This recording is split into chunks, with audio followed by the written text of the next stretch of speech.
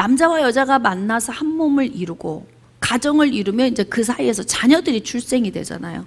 근데 이제 중요한 것은 아이들이 출생할 때에 이미 어디서부터 영향을 받냐면요, 첫 번째 모태에서부터 영향을 받아요.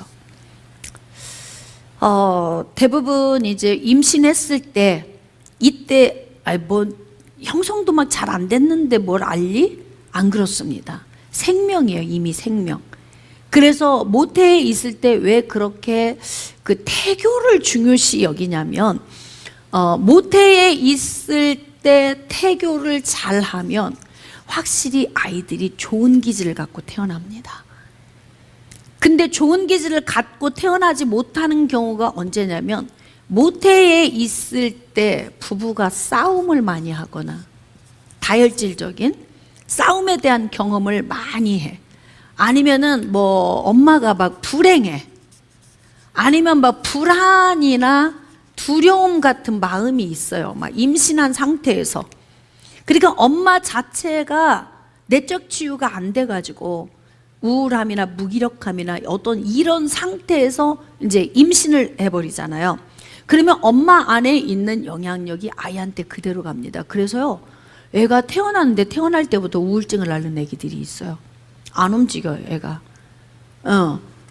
그래서 왜 그러나 그러면은 애가 뭔지 모르게 한쪽 구석에만 가 있다든지. 그러니까 이게 엄마 뱃속에서 이미 문제를 가지고 태어나는 아이들이 있잖아요.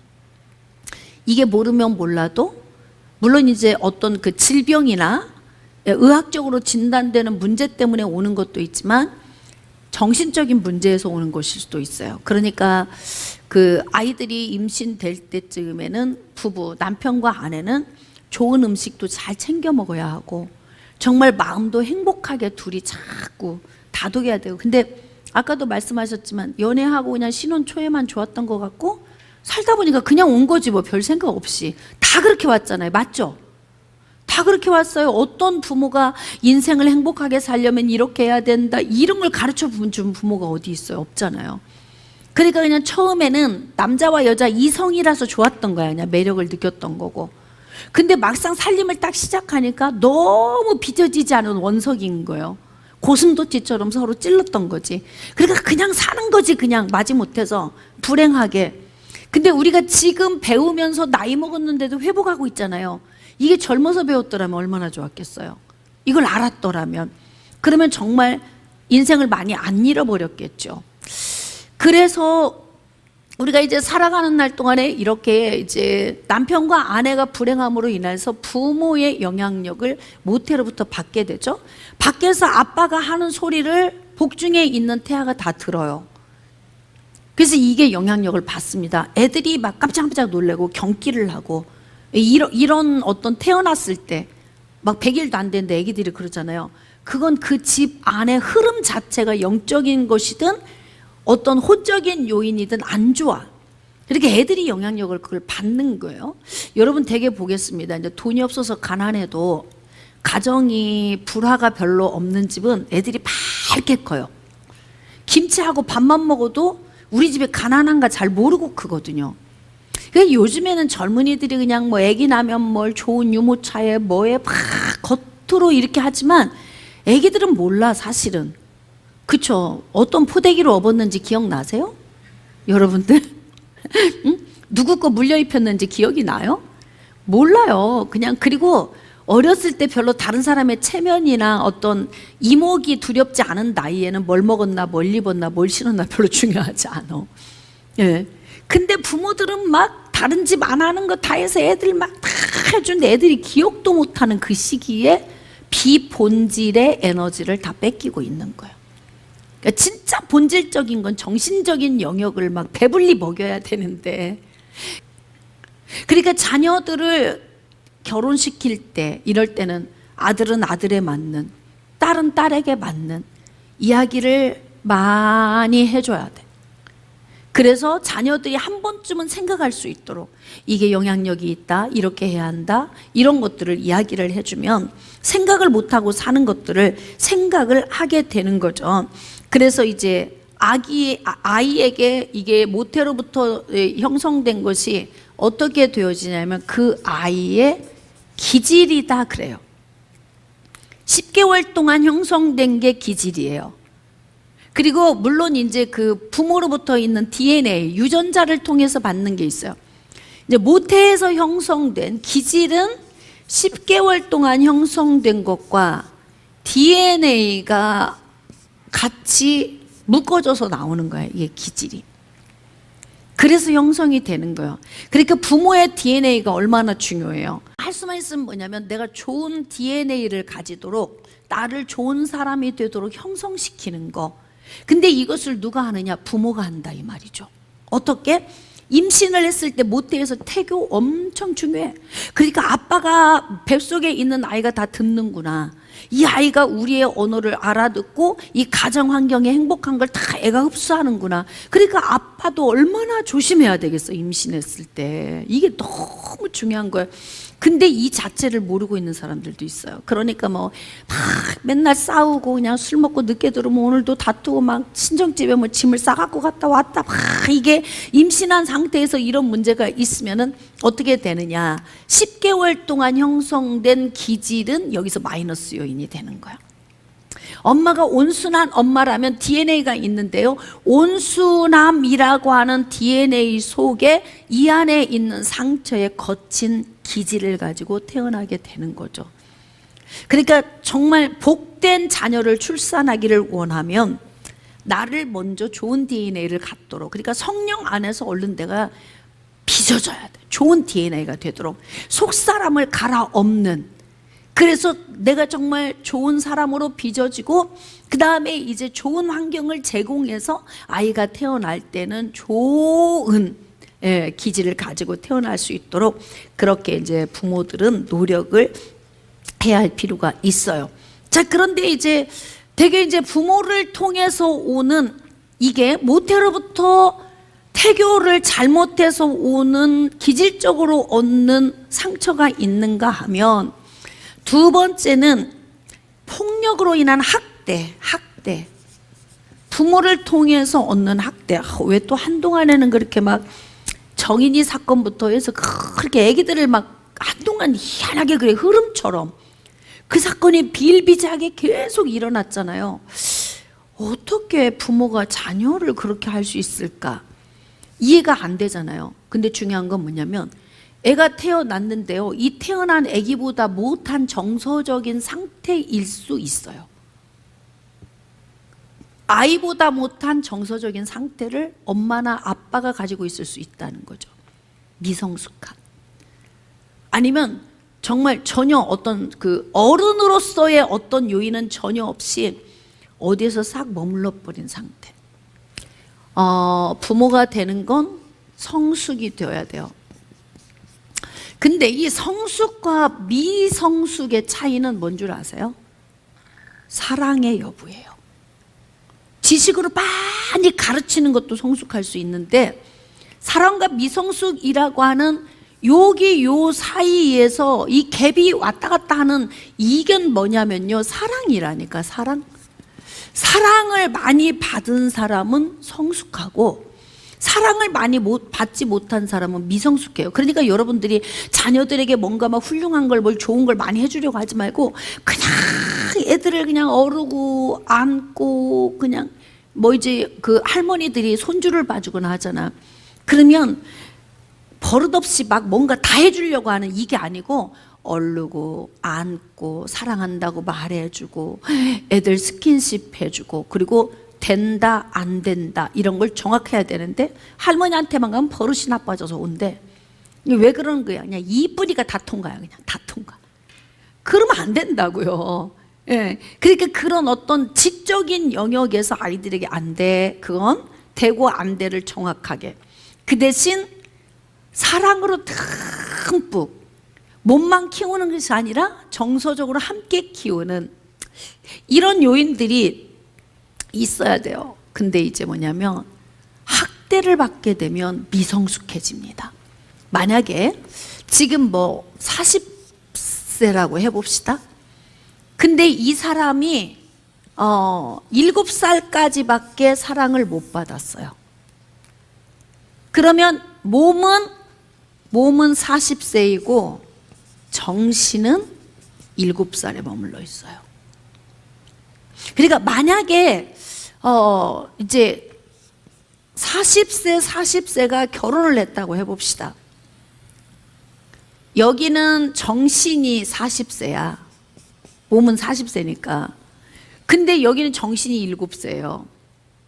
그러면 이 사람하고 결혼을 하면요, 이 사람은 몇 살하고 사는 거예요? 그거예요. 이 사람은 7살하고 사는 거예요. 몸은 40인데 정신은 7살이에요. 그래서 대화하면 대화가 잘 안 통해. 또 항상 어린애 같은 이야기만 해요. 소통이 잘 안 되죠. 그래서 예를 들어서 여기가 이제 아내 여자이고 여기가 남자잖아. 그러면 이 남편은요, 남편이라고 해야 되겠다. 아내. 이 남편은요, 아내가 엄마 같아. 늘 엄마 같아요.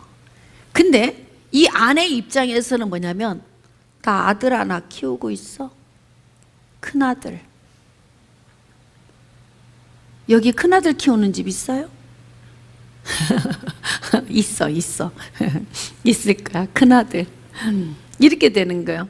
이게 만약에 되바뀌잖아요. 그러면은 여기가 이제 아내이고 여기가 남편이잖아요. 그러면 여기 이제 아내는 아빠 같다고 그래. 아빠같이 푸근해. 근데 아빠는 죽어나 이제. 막내딸 하나 키우는 거예요. 막내딸. 철딱서니 하나도 없어. 분별력도 없고 이 말을 해야 될지 저 말을 해야 될. 툭 시댁에 갔을 때도 어머니 그러고 그냥 할 말인지 안 할 말인지 모르. 사인을 주는데도 못 알아들어. 남편이 사인을 하는데도. 참, 근데 또 왜 이렇게 만나는지 몰랐고. 예? 그래서 우리는 자녀를 양육을 할 때요, 진짜 사랑을 많이 줘야 돼요. 뭔가 돈을 많이 벌어서 뭘 많이 먹이려고 하지 말고 사랑을 많이 먹이세요. 사랑을. 그러면 사랑을 많이 먹은 사람은 가난해도 가난을 모르고 커요. 이제 여러분은 어때요? 아이들 키울 때 난 사랑 원 없이 줬다 이러면 손 들어보세요. 제가 이제 확인을 해보려고 그러는 거예요. 여러분 어떻게 했나. 거봐, 지금 원 없이 줬다 없잖아. 이제 한번 들을 똥 말 똥. 하나 아니에요? 예. 네.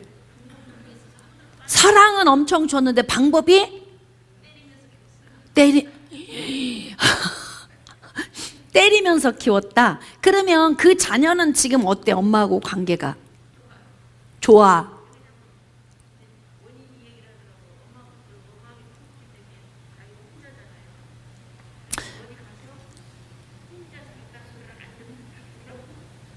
하여튼 마스크를 껴서 제가 잘 못 알아듣겠는데 어쨌든 아이를 많이 때리면서 키웠다. 사랑을 했는데 때렸다. 예. 그러면 모르면 몰라도 아들이에요, 아들? 이 아들 결혼했어요? 손주 낳았어요? 손주 때려요, 안 때려요, 아들이? 아, 진짜 그럼 이 아들은 성숙한 거야. 우리 엄마가 나 많이 때려서 난 절대 내 아들은 내 자식은 안 때릴 거야. 이러면서도 때리는 사람이 있는데 안 때리고 있다면 본인은 배운 거죠. 아, 그렇게 하지 말아야지 하고 깨달은 거예요. 그러니까 이게 이제 우리가 이렇게 인생을 살면서 원 없이 사랑을 줬다, 이거를 여기서 이렇게 생각할 수도 있어요. 난 진짜 돈 원 없이 벌어서 부족한 거 없이 다 해줬다. 이걸 사랑이라고 말할 수도 있어요. 한 번은 30이 넘은 딸 데리고 전도사님 엄마가 왔어요. 근데 딸이 어떻게 왔냐면 몸도 씻지도 않고 머리도 감지도 않고 머리는 요렇게 산발을 해가지고 내리고 요렇게 하고 온 거예요. 근데 이제 고민이 뭐냐면 이 딸이 외출을 안 해. 그리고 커튼 들이오고 집에 가만 있는 거. 자기 방에 가만 나오질 않고. 주양 목사님 좀 가서 만나러 가자. 그리고 이제 온 거예요. 근데 이제 뭐라 하냐면 엄마가 소개를 하는 거지, 딸을. 목사님, 제가요 우리 딸을요 진짜 사랑으로 키웠어요. 근데 옆에 있는 딸이 언제 사랑 줬는데? 엄마는 사랑을 줬다는데 딸은 사랑을 받은 적이 없다고 이야기를 해요. 아이러니죠. 그러니까 자녀가 받고 싶어하는 사랑이 있고요, 부모가 주고 싶어하는 사랑이 있는데, 부모는 성공을 위한 목적의 사랑을 주려고 하는 거고요, 자녀는 부모를 통한 조건 없는 사랑을 받고 싶은 거예요. 근데 부모는 항상 어떻게 하냐면 넌 훌륭하게 잘 돼야 돼. 그러니까 문열이 같은 자식은 싫은 거야, 쉽게 말하면. 그러니까 그런 자식에게는 사랑을 주고 싶지 않아. 그래서 편애가 나오는 거고, 뭔가 잘하고 월등하면 막 그 아이만 끼고 돌고. 그러니까 자녀들 입장에서는 그런 사랑을 원하는 게 아니죠. 그러니까 이 딸은 뭐냐면 언제 엄마가 저한테 사랑을 줬냐 그러는 거예요. 제가 그래서 그랬죠. 전도사님, 따님은 사랑을 안 받았다고 그러는데요, 내가 좀 이해하기가 어렵네요. 목사님, 제가요 열심히 돈 벌어서 부족한 것 없이 원하는 거 다 해줬다는 거예요. 근데 그 딸은 그걸 사랑으로 생각을 안 해요. 왜냐? 돈 벌어서 원 없이 해주는 건 부모니까 당연히 해야 되는 거라고 생각을 하는 거예요, 자식들은. 근데 자식이 요구하는 건 뭐냐면 따뜻한 품이 그리운 거예요. 따뜻한 품. 제가 애들을 셋을 키워보니까요, 각기 자기네 방이 있어도요 가끔 엄마 방을 어슬렁어슬렁 와요. 그럼 이때는 뭐냐면 뭔가 지금 엄마하고 뭘 좀 하고 싶어서 오는 거예요. 근데 알다시피 제가 진짜 일이 많잖아요. 일이 많아. 집에서도 쉴 새 없이 일을 해. 예배 준비해야지, 영상 해야지, 막 쉴 새 없이. 밤이고 낮이고 없어. 막 밤 11시, 12시까지도 하고, 어떤 때는 새벽부터 일어나서 또 하고, 막 일이 많거든요. 그러니까 어떤 때는 애들이 어슬렁어슬렁 엄마 방에 들어와서 엄마를 찾을 때는 아이고, 이놈들 안 오면 좋겠다. 나 지금 할 일이 너무 많은데, 앞으로도 영상 4시간 해야 되는데, 막 오직 지금 일을 해야 되는 목적이 있으면 애들이 오는 게 어떤 때는 귀찮을 때가 있어요. 그럼에도 불구하고 탁 눌러놓고 왜 왔어? 그럼 뭐냐면 뭔가 무릎에라도 한번 안고 가고 싶은 거예요. 그러니까 자녀들은 항상 부모에게 원하는 게 뭐냐면 스킨십과 사랑의 말이에요. 스킨십과 사랑의 말. 근데 그것만 배불리, 그러니까 막 2시간, 3시간을 끌어안고 있는 게 아니고 1분을 안아줘도 꼭 안고 귀에다 대고 사랑한다고 말해주고, 뭔가 잠시 짧은 시간에 배불리 먹여버리는 거예요. 그러면 아이들이 흡족한 모습으로 돌아가거든요. 그래서 부모가 주고자 하는 사랑의 방식과 아이들이 요구하는 사랑이 달라요. 다르죠? 그러면 한번 아이들이 원하는 방식의 사랑을 나는 주었다, 이런 분. 다시 그러면 난 내가 원하는 방식의 사랑을 주었다. 그래, 맞아. 지금 회한의 눈물이 나오죠. 이거 배우면서. 그 이쁜 자식들 키울 때 자식이 원하는 방식의 사랑을 주는 것을 배우기만 했더라면, 그러면 그 아이들을 얼마나 내가 사랑으로 어루만지고 이렇게 했다면 지금 자식과 부모의 관계가 얼마나 좋았겠어요. 근데 대면하고 불편한 거지. 왜 많이 그 교류를 못해서. 싫은 건 아니에요. 사랑을 안 하는 건 아니에요. 좋긴 해. 근데 뭐냐면 친밀감이 떨어지는 거죠. 부모와 자식이면 안 좋을 리는 없죠. 좋아. 친밀감이 떨어져. 청년이 귀신이 들려서 왔어. 엄마 이야기를 들어보니까 아빠가 이 아들에 대한 기대감이 너무 컸던 거예요. 그래가지고 이 아들을 친구들이 놀러 와가지고 야, 철수야, 그러면 방에 놓고 없다, 아버지가 그런 거야. 가라고 애들 쫓아내고 너는 공부해야 돼, 이런 거지. 그러니까 이제 애는 공부만 한 거야. 아빠의 목적을 이루기 위해 공부만 한 거예요. 근데 애가 공부를 그렇게 잘했다는 거예요. 근데 99점을 맞아오면 아빠가 너 이것도 공부라고 했어? 어떻게 100점을 못 맞아와? 아무리 잘해도 칭찬을 못 듣는 거야, 아빠 칭찬을. 애들하고 놀고 싶은데 분리시켰죠? 공부 죽게 했는데 칭찬도 못 듣죠? 얘가 정신이 돌아버린 거야, 그냥. 결국은 그 아빠가 자식을 이렇게 만들었는데요, 그걸 누구만 몰라요? 아버지가 모르는 거야, 그걸. 참 미안하죠, 이게. 가정 안에서 이 폭력이나 학대, 조종하는 거, 가스라이팅이라고 하죠. 여러분, 가스라이팅이라고 하는 영화 봤어요? 한번 보세요. 유튜브 들어가면 가스라이팅 치면 그 영화가 나와요. 한 1시간 반 분량인가? 저도 하도 요즘 가스라이팅이라는 그 용어가 많이 사용이 되길래 어떤 영화인지 하고 저도 봤어요, 한번. 근데 뭐 이렇게 막 건전해요. 괜찮아요, 영화 내용은. 근데 남편이 아내를 정서적으로 미친 여자를 만드는 거야. 근데요, 그걸 남편이 조정을 해요, 뒤에서.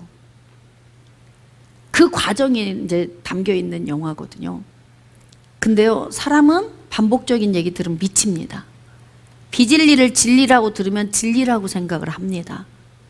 이게 계속 조정을 하면. 그래서 아이들을 키울 때도 조금 약간 자유분방하게 좀 키울 필요가 있어요. 너는 꼭 이렇게 해야 돼. 아주 옛날에 정리정돈 잘하고 깔끔한 엄마들은 있잖아요. 다니면서 너 이리 와봐. 이게 뭐야? 또 제자리에 갖다 놔. 이거 뭐야? 제자리에 갖다 놔. 사람을 숨을 못 쉬게 만들어. 내가 옆에서 지켜봐도 숨을 못 쉴 것 같아, 애들이. 근데 중요한 건 뭐냐면 조종당하는 사람은 조종하는 사람 앞에서만 잘합니다. 조종하는 사람 없으면요, 그냥 망고 땡이야. 만년 풀어져 버려. 그래가지고 이중인격자가 되는 거예요. 앞모습과 뒷모습이 다른 사람. 왜? 엄마 앞에선 잘 보여야 되거든. 근데 이게 너무 피곤해. 그러니까 엄마가 없는 자리에서는 확 풀어져 버려. 이게 몸에 배이다 보면 어떻게 하냐면 이중적인 모습을 갖게 되는 거예요. 그래서 어지간하면 이렇게 사람을 막 조종하면서 키우지 말고 자유하게, 좀 느린 녀석은 느린 대로, 빠릇한 놈은 빠릇한 대로, 좀 똑똑하면 똑똑한 대로, 안 똑똑하면 안 그냥 있는 그대로를 인정해 주는 거. 그러면 가정 안에서 상처가 없어요. 여러분, 못난 녀석은 못난 대로 먹고 살아요. 다 자기 사는 길이 있어요, 사는 방식이. 근데 이걸 어떤 본인 부모의 라인을 정해놓고 여기다가 자식들을 다 이렇게 올려놓고 가려고 하면 자식들이 그걸 못 견뎌냅니다. 그러니까 이제 그 자녀들을 양육을 할 때 아이들을 상처 없이 잘 좋은 인품의 사람으로 만들려면 폭력은 절대 안 돼요. 폭언도 안 돼요. 조종하는 가스라이팅처럼 사람을 완전히 자기 틀에 넣어놓고 그리 딱 집어 넣어놓고 그게 진리가 되도록 만들어서 너는 이 길로만 가야 돼. 그것도 아니라고요. 아이들은 자유분방하게 자라는 거고 각자 자기 복대로, 자기 달란트대로 가는 거예요. 네.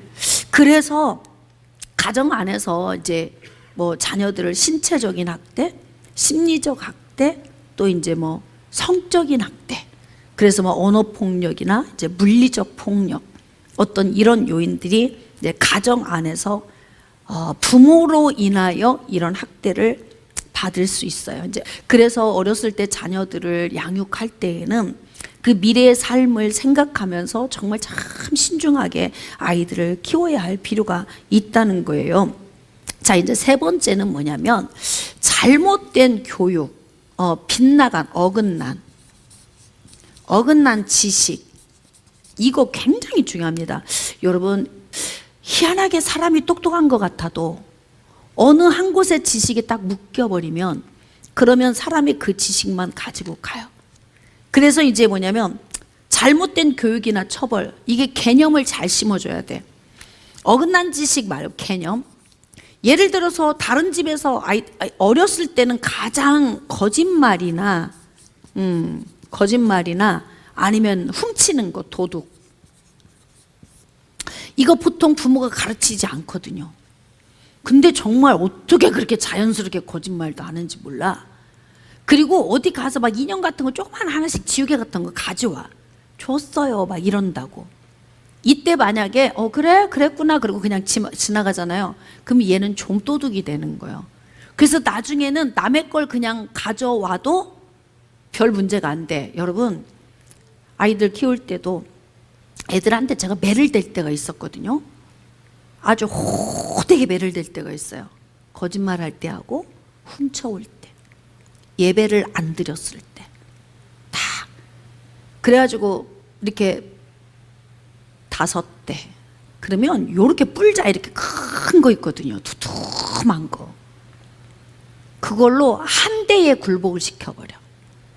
5대. 그리고 한 대를 때리는데 아주 그냥 항복을 시켜버려. 한 대. 엄마가 어리버리 살살 패잖아. 그럼 우리 엄마는 항상 이렇게 때리니까 10대도 안 무서워.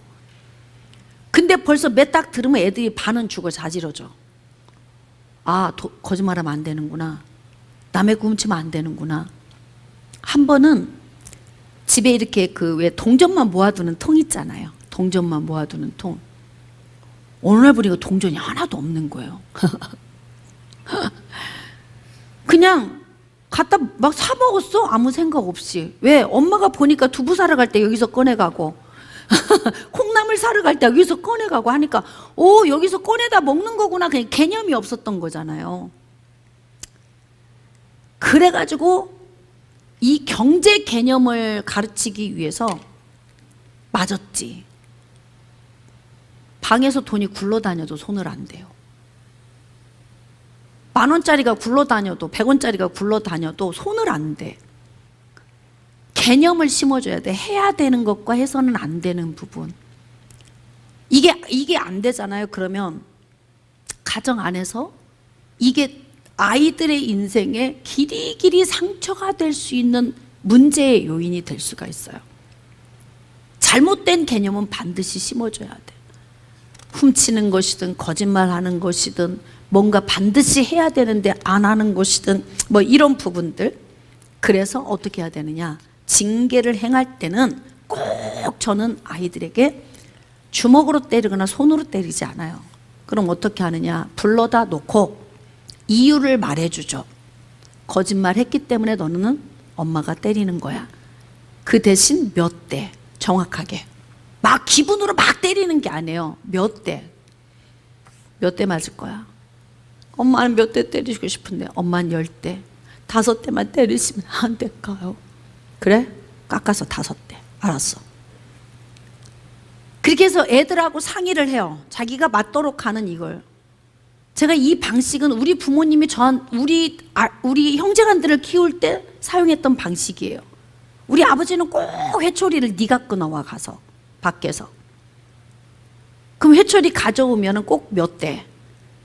왜 맞는지 알지? 꼭 이렇게 때렸다고. 그래서 저도 아이들한테 이야기를 해요. 엄마가 미워서 때리는 게 아니고 교육상 때리는 거야.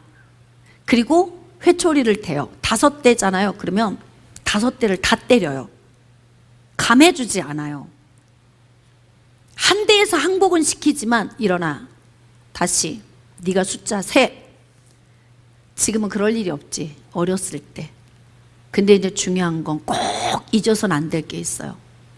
그렇게 하고 나서는 꼭 안아줘야 돼요. 안아주면서 뭐라고 하냐면, 미워서 때린 거 아닌 거 알지? 사랑해? 그건 나쁜 거기 때문에 다음부터 하지 말라고 때리는 거야. 그렇게 반드시. 그러니까 근데 있잖아요, 막 감정으로 무조건 막 혼내면 애들이 억울하다고 생각을 해요. 억울하다고 생각해 애들은. 왜냐하면 지들 나름대로는 할 말이 있어. 부모는 부모 입장에서 할 말이 있고 자식은 자식 입장에서 할 말이 있거든요. 근데 이것을 경계가 없이 무조건 그냥 손으로 때리거나 아니면은 막 입으로 막 욕을 하거나 막 이렇게 그냥 자기 감정으로 막 한다고요? 그럼 애들은 너무 비인격적으로 대하는 것 때문에 상처를 받게 돼요. 부모로 인하여서. 근데 부모는 뭐라고 이야기하냐면 교육상했다 이렇게 이야기를 한다고. 근데 그 방법을 아이들은 원하질 않아요. 그래서 어떻게 해야 되냐면 애들이 아주 어려도요, 지가 잘못하면 잘못한 거 알까요, 모를까요? 압니다. 억울하게 맞으면 알까요, 모를까요? 알아요. 억울하게 맞으면 억울한 거 알고요, 타당성 있게 맞으면 타당성 있게 맞는 걸 알아요. 그래서 정당하게 맞는 건 애들이 시험이 안 들어. 억울하게 맞는 건 반드시 지방에 들어가서 벽을 가서 막 치거나 아니면 뭔가 돌출적인 행동을 해요. 억울하다는 생각이 들 때는. 그래서 절대 자녀들에게 매를 댈 때는 억울한 매를 드시면 안 됩니다. 억울하게 때리면 안 돼요.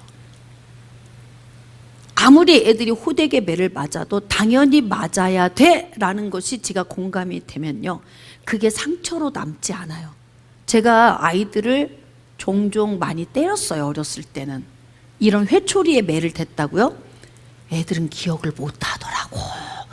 난 그거 기억하고 엄마한테 서운하게 생각하면 어쩌지 그랬더니 그냥 우리 엄마는 한없이 좋은 엄마네.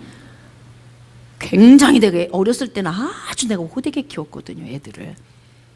근데 기억을 못해. 참 미안하더라고. 예, 예. 그래서 이제 뭐 자녀들, 손주들 태어나고 하면 자녀들에게도 양육을 할 때는 이렇게 매를 대라, 댈 때 경계를 정확하게. 그건 좋은 거야, 이건 안 좋은 거야, 이 개념을 해줘야 되는데 이래도 흥 저래도 흥 하면 옛날에 뭐냐면 상투, 할아버지 상투 위에 올라앉는다 막 이런 얘기 있잖아요. 그 왜 그래? 개념이 없어서 그런 거야. 모든 것이 허용이 좋은 게 아니에요. 허용과 차단을 정확하게 해줘야 돼요. 그렇지 않으면 부모로 인한 이 상처가 아이들에게 이제 생길 수 있기 때문에 그렇습니다. 이제 부모의 편애. 네 번째는 부모가 편애를 하게 되면은요, 자식들이 불행하게 됩니다. 요즘에 우리 에서와 야곱의 문제 다루고 있잖아요. 근데 어떻게 엄마는 야곱을 좋아하고 아빠는 에서를 좋아하고 눈에 띄게. 엄마도 에서와 야곱을 좋아해야 되고 아빠도 에서와 야곱을 좋아해야 되는데 부모가 반반 나눠가지고 자식들을 편애를 하게 되는 거예요. 그러면 어떤 문제가 생기냐면 없어도 될 고난의 문제가 생겨요. 제가 이제 요즘에 계속 그 부분을 설교를 하고 있는데, 예를 들어서 이제 야곱이 엄마의 편애를 받고 아빠와 형을 속이고 삼촌 집 라반의 집으로 갔잖아요. 그래서 돌아올 때 유턴하고 이제 거기서 20년 있다가 돌아올 때 많은 재산을 이끌고 아내와 자녀들을 데리고 왔어요. 그랬더니 이거를 해석을 이렇게 하면 위험합니다. 그래도 가니까 다 읽어 갖고 왔잖아요. 그러니까 방법에 대한 이 부분을 고민을 안 하고 결과만 보는 거예요. 성경을 결과만 보고 해석을 하면요, 인생을 어떻게 살아야 하는지를 가르칠 필요가 없어요. 돈만 벌으면 됐고 12집 다 났으면 됐고 부인 4명 있으면 된 거지, 이렇게 되거든요. 근데 그게 아니에요. 인생은 과정이 중요합니다. 과정. 왜냐면요, 여러분 잘 생각해 보세요. 야곱이 만약에 바단 아람으로 안 갔으면 12명 아들 못 낳았을까? 아내 4명 못 얻었을까요? 그래서 제가 방법을 이야기하는 거예요. 아브라함이 이삭의 아내 리브가를 맞이하게 할 때 종을 보내가지고, 종을 여기 바단 아람으로 하란으로 보내가지고 이렇게 데려오게 했잖아요. 자기 아버지가 자기도 그렇게 했기 때문에 이삭도 자기 자식들을 이리 보내서 데리고 왔을 거예요. 그래서 제가 요즘에 이제 수요일 금요일 설교할 때 그 설교를 했죠. 만약에 종이 데리러 갔으면은 4명의 여자를 데리고 왔을 거다. 야곱이 고생할 필요 없이. 왜? 라헬을 우물가에서 만났잖아요.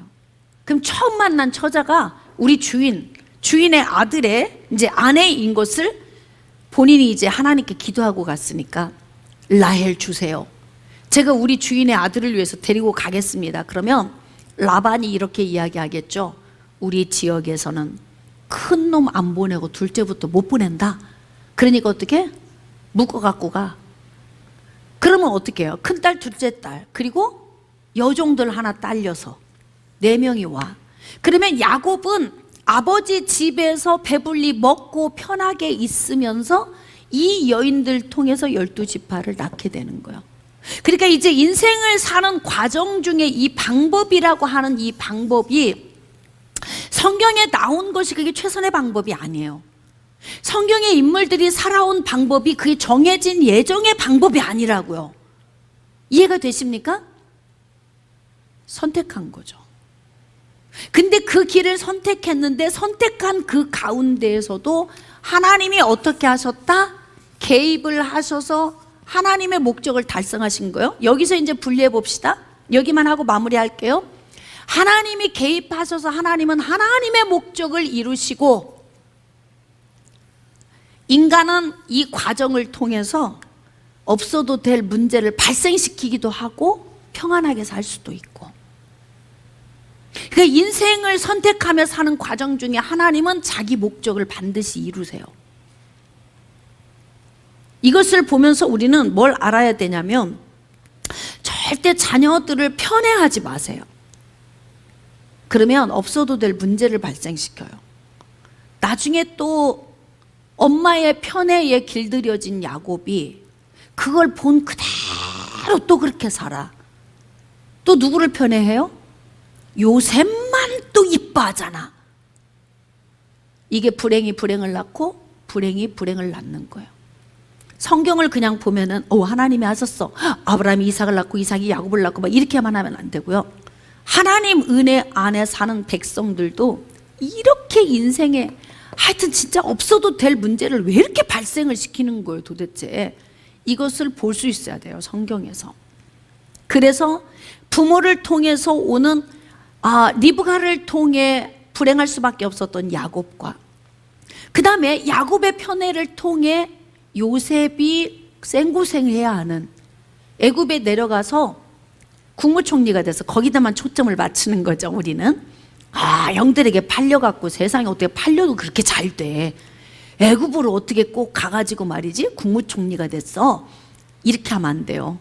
저는 그걸 이렇게, 형들이 만약에 안 팔았다면 반드시 야곱이 요셉을 애굽으로 유학 보냅니다.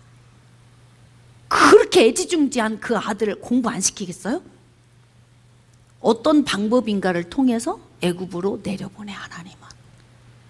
꼭 그 방법이 아니었어도 하나님은 다른 방법으로도 하십니다. 근데 지금 요셉이 그렇게 형들에게 팔려가서 그 힘겨운 시간을 보냈어야 했던 그 이유는 바로 뭐냐면 아버지의 편애의 결과물이었죠. 편애를 하면 자식들이 불행해질 수 있어요. 그래서 부모는 자식이 잘났든 못났든 정말 이 편애 없이 잘 양육을 해야 할 필요가 있고요. 이제 사랑의 부재나 잘못된 사랑, 이것도 아주 중요합니다. 그냥 벌벌 떨고 아끼면서 그냥 막 다 대줘, 다 원하면 다 해줘. 사랑은 모든 걸 다 들어주는 게 사랑은 아니에요. 그래서 앞으로 인생을 살아갈 수 있도록 호되게 훈련을 시키는 거, 이게 중요하거든요. 그래서 부모의 요인으로서는 자녀들을 양육을 할 때 이렇게 많은 고민을 하고 자녀들을 키워야 돼요. 무조건 키우는 게 아니에요. 그래야만이 이 아이들이 앞으로 이제 인생을 살아갈 때 스스로 알아서 인생을 헤쳐갈 수 있도록, 이미 여기 이제 본당에 앉아 계신 분들은 인생, 뭐 자녀들이 다 지금 뭐 성숙해서 다 알아서 잘 살고 있잖아요. 그러면 이제 이러한 내용들을 구역 식구들한테도, 젊은 애기 엄마들한테도 가르쳐야 하고, 또 이제 며느리나 아들한테도 가르쳐야 돼요. 딸에게도 가르치고.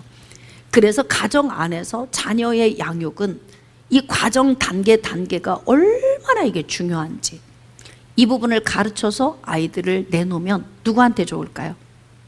부모인 나한테 좋은 거예요. 왜냐면 애들이 나중에 손만 안 벌려도, 그쵸? 손만 안 벌리고 지 인생만 알아서 살아줘도, 우리한테 뭐 효도 안 하고 용돈 안 줘도, 나한테 손만 안 벌려도 그래도 행복한 거예요.